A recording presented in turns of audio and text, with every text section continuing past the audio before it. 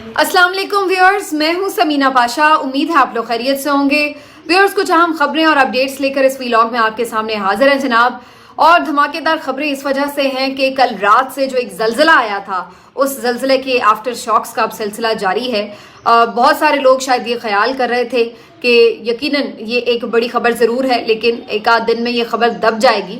लेकिन जो इसने इर्ताश पैदा किया वो इतनी आसानी से थमेगा नहीं, बल्कि ये प्रिडिक्ट किया जा सकता है इस मौके के ऊपर कि अब मज़ीद भी लब खुलेंगे, आवाज़ें उठेंगी और इसके साथ साथ कुछ हौसला भी होगा। हौसला होगा बाकी वो तमाम लोग जो किसी ना किसी तौर सिस्टम में मौजूद हैं और कॉम्प्रोमाइज्ड हैं और इस सिस्टम के अगेंस्ट हैं लेकिन मजबूर हैं, तो उनको भी कुछ हौसला हुआ है कि वो भी कुछ थोड़ा बहुत स्टैंड ले सकते हैं, वो भी कुछ ना कुछ हिस्सा डाल सकते हैं निज़ाम की बेहतरी के लिए, या जुल्म को उजागर करने के लिए, या जुल्म का हाथ रोकने के लिए। तो कहीं ना कहीं अब आप देखेंगे कि वो मीडिया हो, वो मुख्तलिफ बार्स एसोसिएशन हो, वो खुद अदालतों के और जजेस हों, या और सेक्टर्स में से कोई ना कोई आप देखेंगे कि अब ये सिलसिला जो चल निकला है, ये कुछ ना कुछ हर रोज़ इसमें से निकलता चला आएगा इस पिटारी में से। तो अब ये जो आफ्टर शॉक्स हैं सिलसिले में 6 जजेस ने इस्लामाबाद हाई कोर्ट के जो एक अहम ख़त लिखा सुप्रीम जुडिशल काउंसिल के नाम, इसके बाद अब तक की क्या डेवलपमेंट्स हैं, किसका क्या रिएक्शन आया, क्या इंपॉर्टेंट चीज़ें वो आपको बताएंगे। पीटीआई के लिए आज का दिन काफ़ी अच्छा, जिसने आज के रोज़ देखा है कि जी उनकी पाबंद सलासल बहुत सारे असीरान और ख़ास तौर पर ख़वातीन कैदियों को ज़मानतें मिली हैं बड़ी तादाद में, और इसके ऊपर बात करेंगे। इसके अलावा परवेज़ इलाही साहब के हवाले से खबर है, उनकी सेहत के हवाले से मैं आपको अपडेट रखे हुए हूँ। एक और पीटीआई के रहनुमा मंजर आम पर आ गए, उनकी बात करेंगे। और इसके साथ साथ पीटीआई के लिए एक और अच्छी खबर ये कि उनको जलसे की भी इजाज़त मिल गई है। तो ज़्यादातर आज जो खबरें इत्तेफाक से वो पीटीआई से ही जुड़ी हुई हैं, लेकिन पहले जो जजेस धमाका है उसके ऊपर बात कर ली जाए जनाब। तो जब ये कल रात खत सामने आया, उसके बाद से रिएक्शंस का सिलसिला शुरू था। पहले तो सब बिल्कुल सुन बट्टा सुन थे, और जो टाउट सहाफ़ी व्हाट्सएप सहाफ़ी हैं, व्हाट्सएप पे उन्हें कोई अभी तक इत्तला नहीं मिल रही थी कि बयानिया बनाना क्या है। तो पहले तो बेचारे बिल्कुल दम बखुद थे, फिर उसके बाद उन्हें 1-2 घंटे के बाद नए पैगामात और अहकामात और कुछ ज़ाहिर है सजेशंस भी मौसूल हुई होंगी कि भाई ये कह लो, ये कह लो, इस तरह करके बस बात कर लो। तो वो फिर एक्टिव हो गए और उसके बाद रात गए तक ये सिलसिला जारी रहा। और जैसे कि मैंने आपको अपने पिछले व्लॉग में बताया था कि ये लोग अब इन तमाम जजेस की किरदार कुशी करेंगे, इनके ऊपर इल्ज़ामात लगाएंगे। तो हर एक टाउट सहाफ़ी एक नए तरीके से वारिद हुआ, और किसी ने ये कहा कि जी ये तो जजेस खुद करप्ट हैं, किसी ने कहा जी ये अमरीकी शहरी हैं, तो लिहाजा इनके पास अमरीकी शहरियत भी है, इनकी फैमिली के पास भी, ये जज ही कैसे लग सकते हैं। आज तक वो जज बने रहे, तब तक किसी को एतराज़ नहीं था, कल के बाद अचानक ही उनको एतराज़ हो गया। फिर इसी तरह कोई इस मंतिक के साथ आ गया कि जनाब इनके खिलाफ एक रेफरेंस दायर हो चुका है मोहसिन अख्तर कियानी साहब के पास, इन्होंने ये रेफरेंस से बचने के लिए सारी जवाबी कार्रवाई की है। फिर वो कोई और ये मंतिक लेकर आ गया कि ये तो सारे पीटीआई के जजेस हैं। कोई ये उठा के ले आया कि जनाब ये जजेस कैसे कॉम्प्रोमाइज जजेस थे कि ये तो पीटीआई के हक में फैसले कर रहे थे। देखिए इन्होंने अभी तक इमरान खान को कितनी सहूलतें दी हैं, 9 मई के मुल्जिमान को इन्होंने अभी तक नहीं टांगा, तो ये तो उल्टा पीटीआई के फेवर में हैं सारे जजेस, तो इनके ऊपर किस तरह का दबाव है भाई, ये क्यों दबाव का रोना रो रहे हैं। तो अल्लाह के बंदो, क्या उन्होंने जजेस को ने फेवर दिए हैं ये कि यानी 10 महीने हो गए और ख़वातीन तक कैदियों की इन्होंने ज़मानतें नहीं दी, ये फेवर होती है? फिटे मुँह आपका। फिर उसके बाद आप कह रहे हैं कि जी इमरान खान को फेवर दी, ये फेवर दी कि 14-14 घंटे उसका ट्रायल हुआ, रात गए तक ट्रायल हुआ, उसके वकील ले लिए, उसको हक़ जरा नहीं दिया गया, और अजीबो गरीब अंदाज से उसको 3 दिनों में 3 सजाएं सुना दी गई, तो ये उसको फेवर किया गया। एक बार फिर फिटे मुँह आपका। और फिर उसके बाद आप ये बयानिया लेकर आ गए कि जनाब फिर ये इनके ऊपर दबाव कैसा था। तो वो यही तो रो रहे हैं कि भाई दबाव था, इसी वजह से इस किस्म के फैसले भी करने पड़े थे। और ये सिर्फ पीटीआई का उन्होंने कहीं जिक्र नहीं किया। ये अलग बात है कि उन्होंने उस जज में टेरियन केस का हवाला देकर बात शुरू की हुई है, लेकिन उन्होंने इसमें शौकत अजीज सिद्दीकी साहब की भी बात की है, और वो तो आप लोगों के बड़े फेवरेट जज हैं, ठीक है ना, क्योंकि वो तो काफ़ी हद तक यही उनके बारे में राय है कि वो काफ़ी इस तरह के जजेस हैं जो कि नून लीग के साथ उनकी एफिलिएशन ज़्यादा, इरफान सिद्दीकी साहब के भाई हैं। तो भाई आप उन जज का भी उन्होंने हवाला दिया है कि देखिए उनके साथ भी यही हुआ था कि एजेंसियों ने मुदाखलत की और उनके ऊपर दबाव था, और यही केस लेकर वो गए और उनका केस विंडिकेट हुआ है सुप्रीम कोर्ट में। सुप्रीम कोर्ट ने तो खुद कहा है कि भाई बिल्कुल इनके साथ ज्यादती हुई थी। तो आप उस बात को तो सही मान रहे हैं, और आज यही शिकायत जब दूसरे जज साहब कर रहे हैं तो आप कह रहे हैं कि जी ये ईमानदार जजेस हैं। तो ये सारी जो कहानी है, इस तरह से भोंडे तरीके से इसको इन्होंने कोशिश की कि कवर किया जाए, जजेस के ऊपर इल्ज़ामात लगा दिए जाएं, ये जी टाइमिंग बड़ी अहम है जी, अब फैसले आने वाले हैं तो इसलिए। भाई क्या टाइमिंग अहम है? इलेक्शन सारा आपका इन्होंने जिस अंदाज से गुजारा है पीटीआई ने, और जिस अंदाज से उसमें अदलिया ने सहूलतकारी की पूरी तरीके से कि उनको ना बाहर निकलने दिया गया, ना उनको सही से इलेक्शन लड़ने दिया गया, वो तो अब पब्लिक का मूड ही अलग था, उन्होंने सब कुछ उल्टा कर रख दिया, वो एक अलग कहानी है। लेकिन सिस्टम की तरफ से तो कोई कमी नहीं छोड़ी गई थी कि उनको दीवार से लगाकर क्रश करके उनका नाम निशान मिटा दिया जाता। तो आप ये बात करें कि जी टाइमिंग बड़ी अहम थी, वो बुरे टाइम तो निकल गए थे, अब कौन सी टाइमिंग अहम रह गई थी जनाब आलिया? तो ये जो टाउट सहाफी तमगा ग्रुप जो है, ये सारे इसी काम में रात भर लगे रहे, लेकिन लोग तो इनसे इतनी नफरत करते हैं कि ये इवन यकीन मानिए कि अगर ये इमरान खान के हक में बोलना शुरू कर देना तो लोगों को डाउट हो जाएगा कि इमरान खान ठीक है, हक सच पे खड़ा है या नहीं। यानी इन लोगों की अपनी क्रेडिबिलिटी का ये आलम है कि अल्लाह माफ करे, जिसके हक में ये लोग बोलना शुरू करते हैं उल्टा लोग उसके ज्यादा खिलाफ हो जाते हैं कि अगर ये उसके हक में बात कर रहा है तो वो फिर बंदा खराब ही होगा। ये इन लोगों का हालत। तो मेरा ख्याल है कि जो कुछ इनके पीछे लोग हैं जो इनको फीड करते हैं, उनको चाहिए कि अपने कुछ चेहरे बदल लें अब, ठीक है ना। ये बहुत एक्सपोज भी हो चुके हैं, और दूसरा ये कि ये नलायक बहुत हैं, इनके पास कोई दलील नहीं है। एक तो होता है ना, आप बेशक गलत बात भी कर रहे होते हैं लेकिन आप उसको एक खूबसूरती से दलील से बात कर रहे होते हैं, तो आप ये इतने नलायक हैं, बिल्कुल बेसरोपा ला यानी गुफ्तगू करते हैं, और इनका कोई सर पैर नहीं होता, कोई लॉजिक इनके पास नहीं होती। तो आप ना कम से कम प्लीज अपने फेसेस बदल लें। अगर आपने अभी ये इसी तरह जारी रखना है सिलसिला, ये लड़ाई जो आप हार चुके हैं बेसिकली ये जंग, लेकिन आप तुले बैठे हैं कि आपने लड़नी है, तो अगर आपने ये लड़नी है तो कम से कम ये अपने फेसेस जो मीडिया में आपने छोड़े हुए हैं ना, इनको कम से कम प्लीज बदल लें आप, क्योंकि ये इस तरह के अब हो चुके हुए हैं कि इनकी ये एक्सपायर हो चुके हैं, इनकी मुद्दत अब पूरी हो चुकी हुई है। तो आप काइंडली इनको रिप्लेस जरूर कर लें ताकि कोई नए फेसेस आए तो कोई नई बात सुनने को, शायद कोई लॉजिकल बात सुनने को मिले।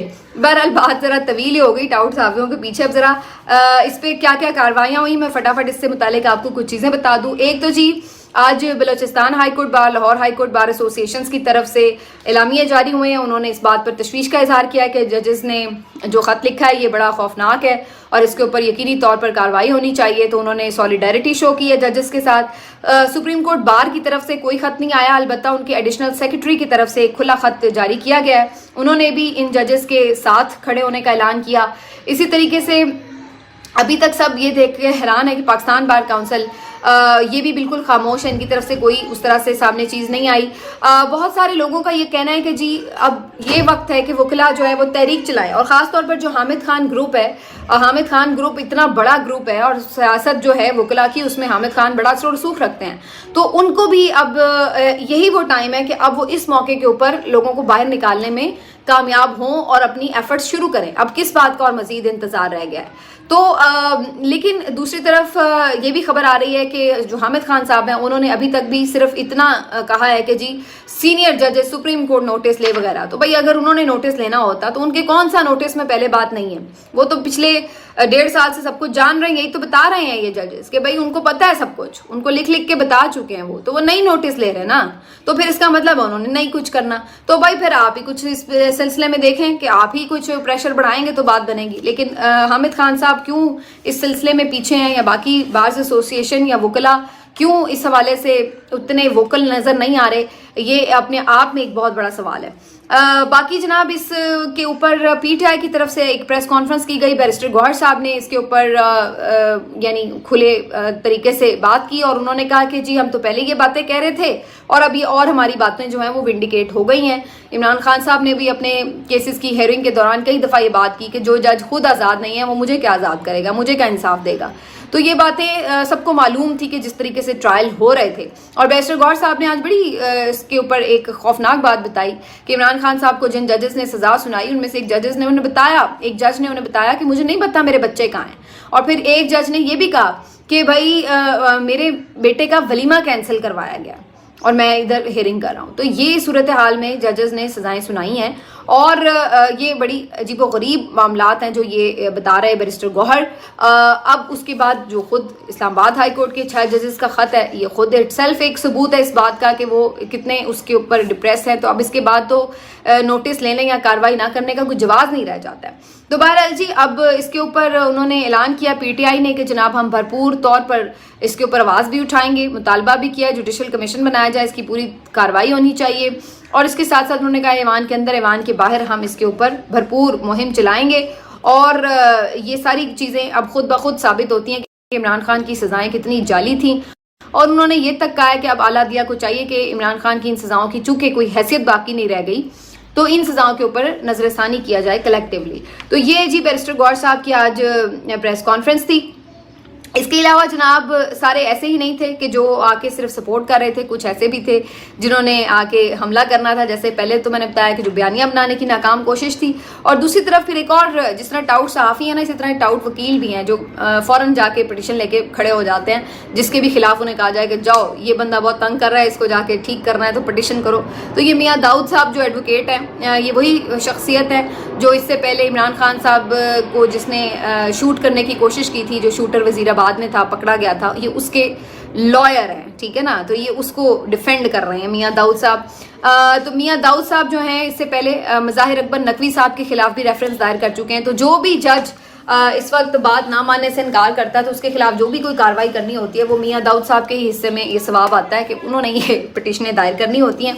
तो मियाँ दाऊद साहब ने अपने दिए गए टास्क के मुताबिक जो है वो पिटिशन लेके पहुंच गए सुप्रीम कोर्ट। उन्होंने पिटिशन इस तौर पे की, ये नहीं की कि भाई जो जजेस हैं बेचारे ये क्यों इतने मजबूर हुए तो इसके ऊपर इनके दादरसी की जाए। उल्टा वो ये लेके गए हैं कि इन जजेस के खिलाफ कार्रवाई की जाए, पता चलाया जाए कि ये किसके एजेंडे पे ये काम कर रहे हैं। बजाय तो लग रहा है कि इन्होंने सियासी जमात का बयानिया बनाने की कोशिश की। भाई उनका बयानिया पहले बना हुआ है, भाई आप लोग कौन सी दुनिया में रहते हैं।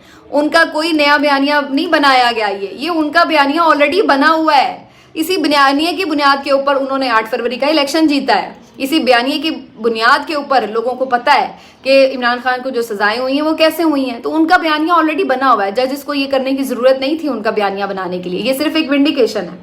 तो बहरहाल जी इन्होंने कहा जी उन्होंने बयानिया बनाने की बजाय कोशिश की है, तो लिहाजा इन जजेस के खिलाफ ही कार्रवाई की जाए।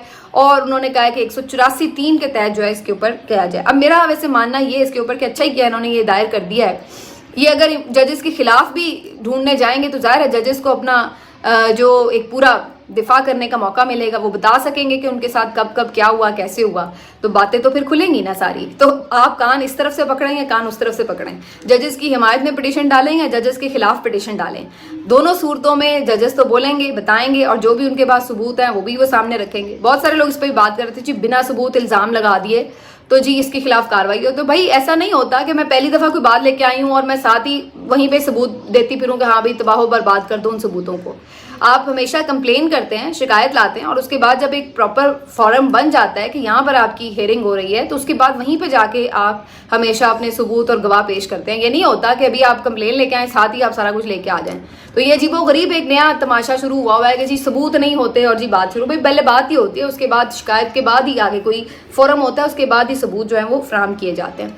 तो एक तो ये चीज़ हो गई। दूसरा अब इस सारे मामले के ऊपर ये भी एक सवाल उठाया जा रहा था कि जी ये जजेस अपना माइंड दे चुके हैं तो लिहाजा ये पीटीआई का कोई केस ना सुने, बल्कि फिलहाल ये कोई और भी केस ना सुने, इनको बिल्कुल जजेस को समातों से अलग कर देना चाहिए। वेल इसके ऊपर बिल्कुल दोनों तरफ से बात हो सकती है, लेकिन अगेन इसके ऊपर वही सवाल आता है कि अगर आपको इतना ही इनकी जानिबदारी या गैर जानिबदारी का इशू आ रहा है तो जब इमरान खान पिछले 1 साल से ये कह रहे हैं, पीटीआई वाले पिछले 1 साल से ये कह रहे हैं कि भाई आमिर फारूक साहब की अदालत से हर फैसला हमारे खिलाफ आता है, हम इनके ऊपर एतमाद नहीं करते, रिटर्न भी लिख के दे चुके हैं, इसके बावजूद आमिर फारूक साहब जो कि अपना बहुत दफ़ा अपना जो माइंड है वो इमरान खान के खिलाफ और पीटीआई के खिलाफ साबित कर चुके हैं, तो इसके बावजूद भी और उन पर अदम एतमाद भी कर दिया गया, इसके बावजूद भी वो हर पिटीशन इमरान खान की खुद क्यों सुनते हैं, पीटीआई का हर केस वो खुद क्यों सुनते हैं। तो उस वक्त तो आप लोगों के मुंह में पता नहीं क्या कोई छाले पड़ जाते हैं कि आप लोगों के मुंह से बात नहीं निकलती कि भाई जब एतमाद आप पे नहीं है तो आप ना ये केस सुने। हाँ, नून लीगियों के जब केस चलते थे तो तब इनकी ये बहुत बात होती थी कि जी उन्होंने अदम एतमाद कर दिया लिहाजा जी ये जज बेंच से अलग हो जाए, और हुए ये भी मैं आपको बता दूं बहुत दफ़ा ऐसा हुआ है कि जी ये फलां जज जो है ये बेंच से अलग हो जाएं, इनके ऊपर एतमाद नहीं है, और ये हमने देखा एक दो दफ़ा जस्टिस एजाजुल एहसन अलग हुए, एक आध दफ़ा अतर मिनल्ला साहब इवन अलग हो गए, तो ये इन लोगों ने तमाशे बहुत किए। तो अब जब यही बात पीटीआई करती है तो कोई जज से अलग नहीं, कोई जज बेंच से अलग नहीं होता, ना काजी फाजिसा साहब बेंच से अलग होते हैं, पीटीआई के सारे केसेस लेके बैठ जाते हैं। और इधर जो आमिर फारूक साहब हैं उनका भी यही सूरत हाल है कि कोई मोहब्बत का अपनी जो है ना जाने ही नहीं देते मौका, और सारे इमरान खान पीटीआई के केसेस खुद सुनते हैं और उसमें भरपूर तरीके से उनके खिलाफ फैसले करते हैं। तो अब जब इसका वाइस वर्सा है तो वहां पर अब आप कह रहे हैं कि जी वो जजेस के ऊपर खदशा है कि वो कहीं पीटीआई की हिमायत में ना करते जाएं फैसले, तो लिहाजा उनको जो है उनका केस ही ना दिया जाए। तो ये अब इन्होंने सारी चालबाजियां शुरू की हुई हैं। मतलब अरशद मलिक की एक वीडियो आपको याद होगा, जज अरशद मलिक जिसने नवाज शरीफ को सजा सुनाई थी, और जो PMLN का एक और रहनुमा है नासिर भट्ट जिसके ऊपर कोई कत्लों का भी इल्ज़ाम है, तो उनके साथ बैठ के उनकी एक वीडियो रिकॉर्ड की गई है जिसमें मुबैना तौर पर अरशद मलिक को नहीं पता कि उसकी वीडियो रिकॉर्ड हो रही है, और जिसमें वो बातें बता रहा है कि जी मुदाखलत होती है और फिर किस तरीके से सजाएं दी जाती हैं। ठीक है, ये कहानी। अब उस अरशद मलिक की वीडियो के ऊपर इतना नैरेटिव बनाया PMLN ने कि जनाब देखिए गलत सजाएं हुई थी, ये हुआ था, वो हुआ था। और आज अब जज वो था जज जिसको पता ही नहीं था कि भाई वीडियो रिकॉर्ड हो रही है। वो ऑन रिकॉर्ड कोई बकायमी होशो आवास में रिकॉर्ड नहीं दे रहा था, बयान अपना रिकॉर्ड नहीं करवा रहा था। ये तो वो जज हैं जो बाकायदा अपने बारे में बता रहे हैं कि जनाब हमारे ऊपर इस तरह से है। ये जजेस झूठ बोल रहे हैं लेकिन वो जज सच बोल रहा था। वो एक जज सही था और ये 6 के 6 हाई कोर्ट के जजेस गलत हैं। तो ये जो अब आपके सारे अजीबोगरीब किस्म की मंतकें थी ना, ये हवा में उड़ के रह गई हैं। और मैं जैसे पहले कहा कि इन टाउट सहाफ़ियों और जो ये नाम नहाद दिफा करने वाले हैं ना, इनको बड़ी तेज़ी से मेरा ख्याल है इनमें तब्दीली की ज़रूरत है। अब जी मैं फटाफट ज़रा आ जाऊँ आगे बढ़ते हुए, और एक दो खबरें बड़ी इंपॉर्टेंट। शिबली फराज साहब आज मंजर आम पर आ गए हैं और काफ़ी दिनों से उनका भी जिक्र हो रहा था, जब से वो भी रूपोश थे 9 मई के वाक़यात के बाद से। आज वो भी सामने आ चुके हैं और भी खबरें यही हैं कि जो मजीद कुछ रहनुमा रह गए हैं वो भी जल्द ही मंजर आम पर आ जाएंगे। परवेज़ इलाही साहब के हवाले से ये खबर है जी, मैंने आपको बताया उनकी हालत तशवीशनाक थी, उनको तकलीफ़ें चोटें बहुत ज़्यादा हैं पसलियों में, और गिरने का वाक़या बज़ाहिर बताया गया था कि वो वॉशरूम में गिर गए हैं, लेकिन कुछ लोग कहते हैं कि खुदा न खास्ता उनके ऊपर कोई तशद्दुद तो नहीं हुआ। मेरा नहीं ख्याल वैसे कि तशद्दुद हुआ है। बज़ाहिर जो मुझे आज उनकी कंडीशन लगी वीडियो में, तो मुझे बज़ाहिर ऐसा लगा कि उनको अंदरूनी चोटें ज़रूर है, तकलीफ़ है, लेकिन तशद्दुद शायद उन पे उस तरह से नहीं हुआ है। वरना वो जो एक आपके ऊपर यानी जो आपका एक्सप्रेशंस होते हैं ना, अगर आप इस तरह के किसी टॉर्चर से गुजरे हो तो वो एक अलग तरह के होते हैं। तो मुझे वो नहीं लगे, वो मुझे एक्सप्रेशन से नॉर्मल लग रहे थे, वैसे तकलीफ़ में थे, लेकिन इस तरह की चीज़ नहीं थी कि वो कोई टूटे पड़े हैं। तो बहरहाल परवेज़ इलाही साहब को आज जब चेकअप हुआ तो पता ये चला कि उनकी चोटें गहरी हैं, तो फिर ये एडवाइस किया गया डॉक्टर की तरफ से कि उन्हें हॉस्पिटल में ही एडमिट कर लिया जाए। तो अब उनकी केयर के लिए कम से कम ये हो गया है कि उन्हें पिम्स में दाखिल कर लिया गया। तो मैं ये पहले ही से डिमांड कर रही थी कि ये बिल्कुल गलत है, उनको कोई पूछ नहीं रहा है, तो ये बड़ा अच्छा हो गया कि ये कम से कम हॉस्पिटल आ गए हैं। सिक्योरिटी यहाँ पे सख्त है, किसी से फिलहाल मिलने नहीं दिया जा रहा, लेकिन ये चीज़ ये है कि कम से कम उनको दाखिल कर लिया गया है। और पीटीआई को जनाब 6 अप्रैल को जलसे की इजाज़त मिल गई है। ये भी इस्लामाबाद हाई कोर्ट की अंदर इस्तदा की गई थी और इससे पहले से भी इंतज़ामिया के थ्रू भी कोशिश की जा रही थी, लेकिन अब फाइनली इनको 6 अप्रैल को जलसे की इजाज़त मिल गई है कोर्ट की तरफ से। तो होपफुली अब इसमें कोई रखना नहीं डाला जाएगा। तो ये जो 6 जजेस ने एक बड़ा कदम उठाया, उसके बाद आज आपको थोड़ा सा साई ऑफ रिलीफ फिजा में नज़र आ रहा है। और इसकी एक बड़ी और जो एग्जाम्पल है वो ये कि आज सनम जावेद, आलिया हमजा, आयशा भुट्टा और दीगर कई मुल्ज़िमान, इनकी ज़मानत जो है वो मंजूर हो गई है। और ये जनाब जो ये आखिरी इनका मुकदमा था, ये थाना शादमान टाउन का, वहाँ पर जिसमें इनकी ज़मानतें नहीं हो रही थी, फाइनली वहाँ से भी ज़मानत हो गई है। और ये कोई 30-35 के करीब आज मुल्ज़िमान हैं जो पीटीआई के रहा हुए हैं, और अब 103 थे टोटल, जिसमें से अब 30-35 ये और ज़मानत पर रहा हो गए हैं। तो अब बाकी जो है आप अंदाज़ा लगा लें, कोई मेरा ख्याल है कितने बनते हैं, मेरा मैथ्स बहुत अच्छा नहीं है, लेकिन मेरा ख्याल है 60-70 जो हैं वो रह गए हैं। तो अब कहने का मकसद ये है कि ये अब दरवाज़ा खुला है और यास्मीन राशिद साहिबा के अलावा तकरीबन तमाम ख़वातीन की ज़मानत हो गई। अब बहुत से लोग इस बात को सस्पेक्ट कर रहे थे कि शायद पता नहीं और किसी नए मुकदमे में ना पकड़ लिया जाए। तो वैसे मुझे ऑनेस्टली इस टाइम पे ये लग रहा है कि अब मज़ीद इनको किसी मुकदमे में नहीं पकड़ा जाएगा और इनकी रिहाई हो जाएगी, क्योंकि जो ओवरऑल अब एक माहौल बन गया है उसमें कुछ ना कुछ तो आपको पीटीआई को स्पेस या रिलीफ देना पड़ेगा। इससे ज़्यादा जुल्म, वो कहते हैं ना जुल्म एक हद तक आप कर सकते हैं, फिर उसके बाद कहीं ना कहीं जुल्म आपका खुद ब खुद मिटना ही होता है। तो अब ये आप 10 महीने तक रोक के रखा है और आप कुछ पेश नहीं कर सके और अभी तक आप जमानत भी नहीं दे सके। भाई केस चलते रहेंगे, आप जमानतें तो खवातीन को दे देते हैं, ये तो पाकिस्तान के जो कवानीन है उसके मुताबिक भी बात है कि खवातीन को आप जमानत जल्दी दे देते हैं। लेकिन इसके बावजूद आपने 10 महीने तक उनको बगैर किसी सबूत प्रूफ के रिडिकुलस इल्जामात में रखा। रिडिकुलस मैं इसलिए कह रही हूँ कि आप कोई एक मुकदमा करते तो कोई मान भी लेता कि हाँ भाई ये सनम जावेद ने फलां जगह कोई तखरीबकारी की या कोई ऐसा जलाओ घेराव किया। आपने एक ही वक्त में एक बंदी के ऊपर 6 मुख्तलिफ जगहों के मुकदमात बनाए हुए हैं कि एक ही वक्त में सनम जावेद ने वो नून लीग का ऑफिस भी जलाया, GHQ पे भी हमला, वो ये कोर कमांडर हाउस पे भी हमला कर दिया, थाना शादमान पे भी हमला कर दिया, आजमान पार्क के बाहर भी कर दिया पुलिस वालों पे। तो आपने ये जो किया ये आपने खुद अपने केस को रिडिकुलस कर दिया है कि ये मजाया बना दिया आपने कि एक बंदा इतनी जगह पे एक वक्त में मौजूद नहीं हो सकता।